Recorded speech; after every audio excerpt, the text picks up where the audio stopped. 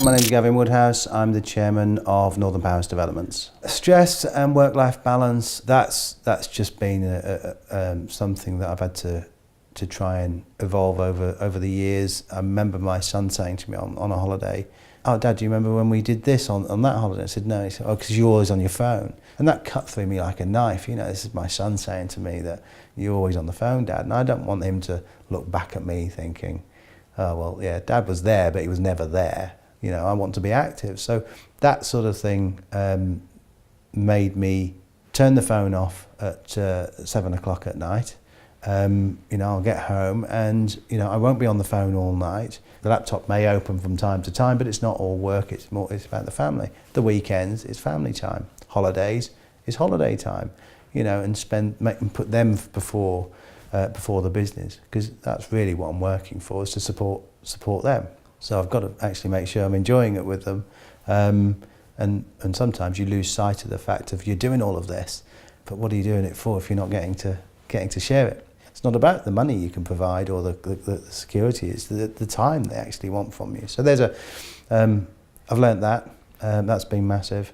I've taken a huge amount of knocks, I've had so many no's, I've had ups and downs.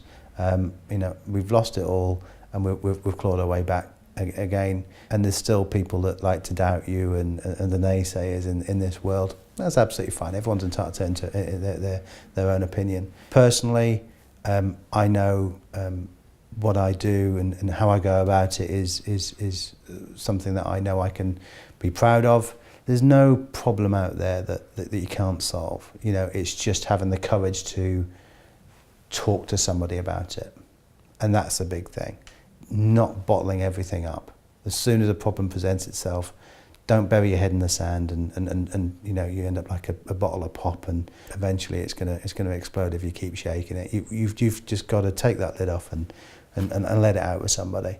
When you do come up against the hardest decisions that you have to make, you find a way out, and they're not life or death situations. Although they feel like it, you can feel like you're in this pressure cooker. I've learnt to deal with the stress. I don't take it as stress. I pass some of that stress on to other people now, so that's good. You know, the phone calls don't come through to me so much, but I still have to deal with if you know, if a ball is dropped, you know, the buck still stops with me. I'm still the person that has to step in and solve the problem.